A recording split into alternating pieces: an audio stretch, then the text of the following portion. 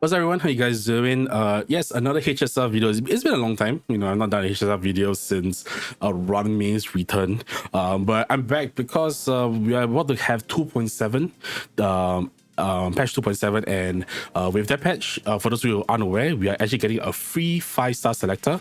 So today's video we'll talk about the seven 5-star standard characters, and we'll be looking at like whether as a new player you should pull for any of them, or whether as an older player, any islands that you want to look out for. Now obviously pull who you want. If you want to complete a collection and pull like a character they don't have, go for it. If you want to E6 Yanqing, go for it, right? But this video, for those of you who want to listen to me talk before you make an informed decision, this is the video for you.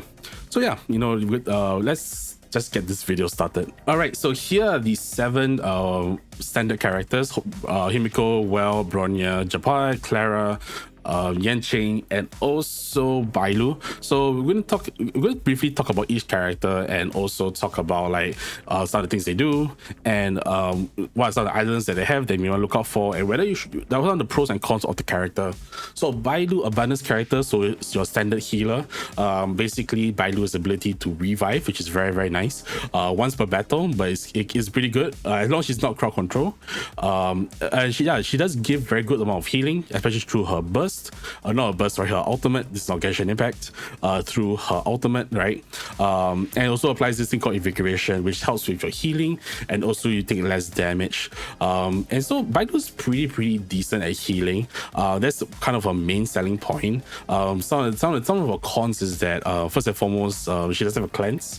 Most abundance units have cleanse, and unfortunately she doesn't, which means that if your other members get afflicted with negative statuses, you can't clear it off them, which is a little bit unfortunate. The skill also is, while its healing numbers are nice, it's a bounce healing, so you can select the main target, but after that it gets a little bit random. So maybe it's not really like optimal if you have like multiple characters to heal. But that being said, Bailu does do very nicely in sustaining your team. Would you pull for her if you already have limited sustains? Not really, because unfortunately, newer sustains do better. All right, but if you're new to the game and you really like don't know when a sustain unit or support or even a preservation unit is coming, right? Definitely, she might be one that you may want to consider. This invigoration effect does, as I mentioned, give you less damage and also heals you up when you get hit. So something for you to take note of. But ultimately, Bailu is the character is that if you have sustains, then you don't really need to pull for her, kind of thing. And also islands are pretty okay. Some of them give her additional healing. You get additional revive. So get 2 revives if you have a E6. The main one, probably the E4, is that when you use the skill to heal, that the recipient basically gets more damage, up to 30%. So it's going to be very nice. I think this is probably her best island. Unfortunately, Bailu, all she does is healing. Reminds me a little bit about like Chi-Chi, although admittedly she's a little bit better than Chi-Chi. But if you have other newer sustains, I don't think you would really consider her. But like if you're a new player and you don't really have any limited sustains, or let's say you only have Natasha, which you get for free at the beginning, maybe you may want to consider Bailu. Now let's talk about the other Xianzhou Luofu character from which is Yanqing Ice Hunt. So she's mainly single target. Yanqing has this mechanic called the Soul Steel Sync. What this basically is that he activates it through his special, and he gives him a lot of crit rate and crit damage on base, right? He gives a lot through his talent, he gets crit rate, crit damage, and then we use the ultimate, you get additional crit rate. So it makes him very easy to build because you don't really focus that much on crit rate. You need to focus more on crit damage, and then you can focus on like your attack, your speed, whatever. The thing is that this Soul Steel Sync gets lost if it takes damage. So you almost always run a shielder with him, which means you run Aventurine or you run Gepard, which we'll talk about later. So yeah, and the thing is that because he's an older unit and because he's single target, his numbers are not holding up as well as as in the early days. So definitely not doing a lot of damage. So definitely, if you have like better DPSs, right? Let's say you have like Acheron, Yun Li, Facial, Rapper, even like Boot Hill, Firefly, then you probably would not even consider him that much. If you really want to consider other characters, even if you're newer, there's some of the newer 4-stars, like Moza, like what's his name, like even Shui Yi, right, that can do decent amount of damage, right? So something that really for players to really consider, because unfortunately, his numbers are not as good anymore, and even his idlers don't really help him that much. Yes, he does. He is able to do additional damage against Frozen, but he has a very low chance of freezing, a 65% base chance. So it's not really that easy. His best item probably his E4. You increase the ice rest penetration, so definitely do more damage with ice. So something for players to really consider if you really want to invest into your Yanqing. But for newer players, I don't think he's a character that you want to pull for. It's like most people build him as a meme nowadays, unfortunately. So something for you to consider. I wouldn't really recommend him that highly. In fact, I think that the spoiler alert, he's probably going to be the last that I recommend on this list. All right, moving from one ice unit to another, let's talk about Gepard, right? Gepard, typical shielder. All right, that's all you need to know. His skill does have a chance to freeze, but at least at E0 is only 65%, so you need like effect hit rate and stuff like that, so it's gonna be very, very hard to do so. But the main thing is that his ultimate gives a very, very thick shield to support and to protect your teammates, right? And he also has this bonus ability that gives him like a taunt, right? He gets higher chance of getting attacked. So yeah, it definitely takes the aggro away from other characters unless your base form Ting Yun. Definitely a good character, definitely a step up from the previous two in my opinion, because he's one of the only two main like team wide shooters. So definitely, and that you can play certain niche comps. For example, like if you have Trend or Universal Marking, you have Acheron, you can run that on him so that he can give us stacks when he gets hit. And he doesn't have the craziest islands, right? This increases to 100% this free chance on his skill. The main island is E4. So if you really want to use him, his E4 gives the effect rest to all his teammates, which is really, really nice for protecting the team, make sure you don't get crowd controlled. So yeah, I think Gepard's a good character to pick up. I don't think his islands scream crazy, so I think that he's good to have at E0. He's very functional at E0. You don't need to have islands on him, and I think he's good to have. The only thing is that Aventurine, who's the limited preservation unit, is better than him in most facets. But if you don't have Aventurine, definitely Gepard can be a pretty good pickup, right? Because shields, they're pretty good because, to prevent you from taking damage, right? Prevention is better than cure sometimes. And so Gepard does a really, really good job at that. All right, let's talk about Bronya now. So Bronya Harmony wins support character. So Harmony characters are mostly buffers. And what Bronya does is that Bronya is an action forwarder. One of the three, at least when 2.7 comes, one of the three characters that actively action forwards your character. So what she does is that she's able to, on her turns, on skill, select a character to bring them up to move next. So definitely really nice for your DPSs. And she also, firstly, she cleanses on a skill, and then she also increases your damage. Her ultimate also buffs by increasing your attack and also your crit damage. So it's really, really nice for your DPSs, right? One thing about Bronya is that you kind of have, unless you're playing her hyper speed, like with a lot of speed, you generally want your Bronya to be speed tuned. What this means is that you want your Bronya to be one speed less than your main DPS that you're using the skill on, so that your main DPS can go first, then Bronya goes, and she can immediately bring the character forward. So really nice ability for Bronya, and through her bonus ability, she's actually able to also increase your damage and also give you defenses, which is really nice. Bronya's Island. So unlike the previous three, Bronya is a character that has actually very good islands. E1 is really nice because the one thing about Bronya that is, you may probably guess by now, is that she's very skill point hungry, and so the E1 does help. Although it's 50% chance, which is a little bit unfortunate, you have a chance of refreshing one of your energy or one of your skill points, so it's really nice in maintaining your skill point economy.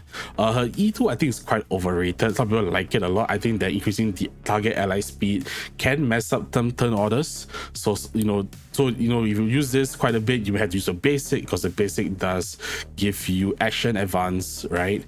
So something for you to really think to consider. E4 is pretty good, especially with facial. It's very niche, but with facial can be pretty good because you're able to do follow-up attack on if anyone hits a character that has wind weakness. All right, so yeah, definitely can be pretty niche, but can be good in those niches. And lastly, the piercing rainbow, the E6, is pretty good. Increases your skill duration by 1, because for those of you who do not know, the skill lasts for 1 turn only. So after bring your character forward, it does an action. If they have any other like actions outside of their turn, like say for Jingyuan's Lightning Lord, it can be a little bit scuffed because the Lightning Lord will not get the buff. But at least with this, you will be able to extend the buff for 2 turns. Now, I thought a lot about how good Bronya is, but do take note that in 2.7 we are actually getting Sunday, who works very similarly to Bronya, and we already have Sparkle, right? So let's say if you already have Sparkle and you're pulling for Sunday, let's say you somehow don't have Bronya, then it can be a little bit rough. But if you have Bronya, or let's say if you don't have either, let's say you don't have Sparkle, right, and you are pulling for Sunday, then having Bronya is actually pretty good. You can use one on each side when the situation calls for it. But all in all, I think that Bronya is a very good character. I think the only thing I would say is that in the past, you may hear that she's a must push, she's the #1 choice. You definitely have to get her. If you get her and you have everything, you get her E1 kind of thing. I think nowadays is not really like in that like must pull category, but she is still a very good option. But you need to weigh out that, okay, let's say if you have Sunday and Sparkle, then maybe there are other characters on the standard banner that you may want to consider. So I think that's really about Bronya. Like, she doesn't have a lot of cons besides like skill point hungry and everything, but that can be fixed with like your teammates, that can be fixed with like her signature light cone. But do also know that depending on what other limited, in this case Sparkle and Sunday, you may want to actually skip out on her, unless you of course you really like her, right? So yeah, this is really dependent on like the players roster, but if you want to play all three, go ahead, right? Sparkle's only 50%, whereas Bronya and Sunday are 100, so there's some value in her having 100% action forward. So let's talk about the last of the Balaborgians, the last of the Yarilo 6 characters, which is Clara. Clara's destruction unit, so her damage is more blast, but she does have some AoE. The main thing about Clara is that her robot companions Farok, right? She's a counter DPS, so basically whenever she gets hit or she gets targeted, Farok will defend her and will counter and hit the enemy, and will mark this thing called the Mark of Counter, which basically you do additional damage through the skill. And we'll talk more about it with the E1, but this gets removed, so it can be a little bit annoying because you need to reapply it. Now, Clara does have an enhanced version of that counter through her ultimate, where instead of when she activates the ultimate for 2 turns for her 2 enemies, basically, right, she's able to do 2 enhanced counters where not only her but her teammates get attacked. So, and this enhanced counter, instead of it being single target, will now be a blast, so it hits main target and also the 2 at the side. So definitely a lot more damage output, and also a lot stronger because you're also protecting your teammates as well. And so like I said, Clara does actually, it's actually getting a lot more popular these days. Obviously, for those people who have Yunli, people will say like, oh, Yunli is better, and that's kind of true. But there are people who actually manage to use both at the same time to make both characters work, which I think is funny as hell. And so yeah, it's really, really nice to see. Like, even though like there's probably a unit that does something with her that she does but better, that she actually still is like relevant in usage, which is kind of funny to me. So yeah, like basically all she does is counter. She's able to increase the counter damage through her various abilities. Talking about the mark of counter that gets erased with the skill, her E1 actually gets rid of it, which is actually really nice, right? You remove that restriction, so that means that every time you use a skill, right, you're actually doing additional damage. E2 is also pretty okay, right? Additional damage. The E4 also protects Clara. And the E6 basically is a pseudo ultimate, so it kind of does the ultimate counter where allies gets hit. There's a chance of hitting like their enemy, marking them with the mark counter, and you have actually 3 enhanced counters when you use the ult. So this is really nice. Like E1 is like if you think about it, all of her islands are pretty good, so it's really nice for the players if you really want to invest into your Clara. E1 is like incredible for first constellation, for first island. I'm sorry. So yeah, like all in all, I think Clara is really, really good. Some people will say, oh, if like I said, right, if you have Yunli, you may not use it as much, but there are chances that you may actually use both, and that's, like I said, really, really funny to me. So really, for players, if you really want to use Clara, like unless you're opposed to the like counter play style that she has, I think that she's a really good character. In terms of damage and everything. This is more of a taste, like if you don't like her playstyle, if you like her playstyle or not. But she does do pretty good damage even up to today. Alright, so let's talk about the 2 characters on the Astro Express. Let's talk about Welt Yang first. For those of you who don't know, this is the same Welt Yang from Honkai Impact Third. Yeah, it's not like a copy like Himeko or like a XP or whatever. I'm gonna use the word XP.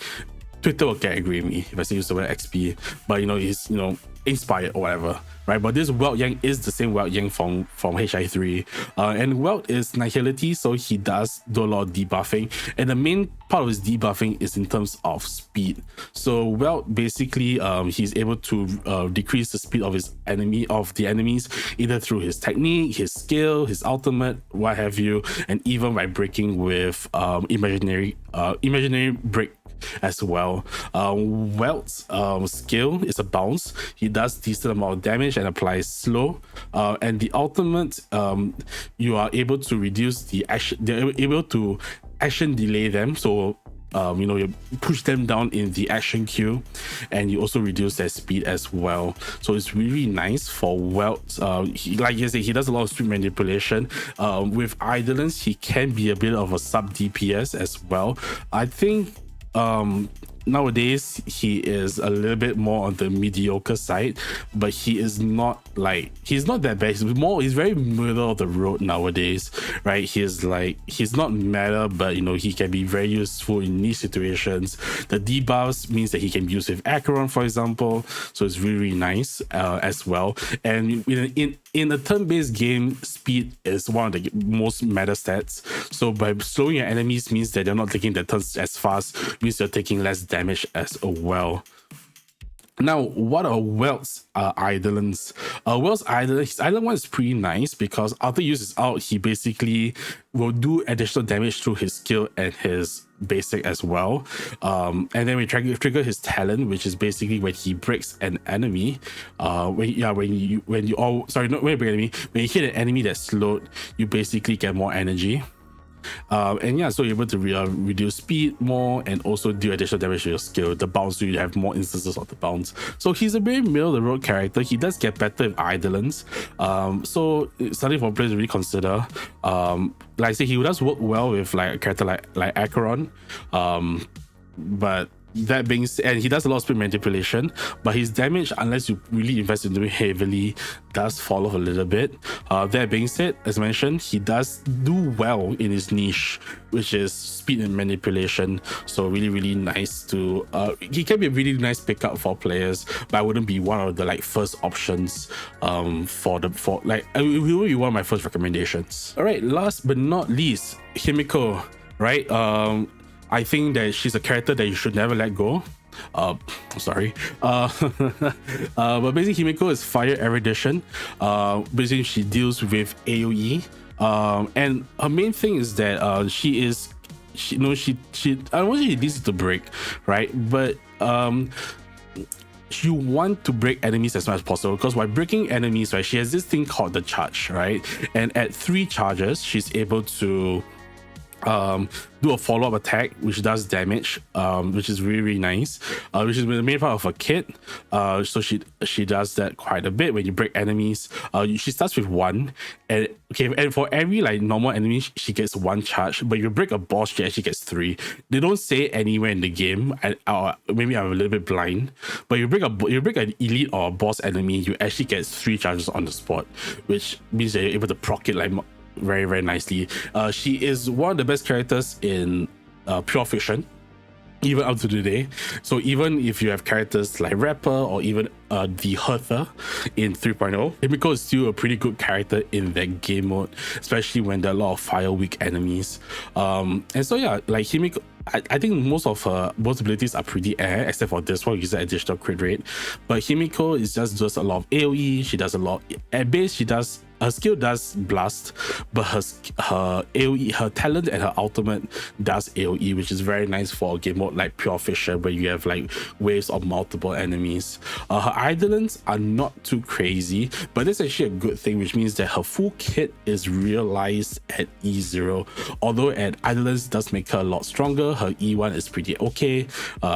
Increases her speed, which can be nice after you triggering her talents.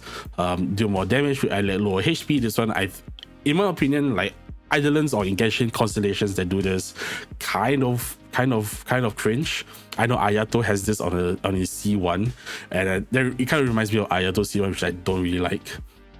Her E4, the skill, when you get basically when your skill breaks an opponent, you get extra charge, which can be nice, and her ultimate does more damage, or more instances of damage.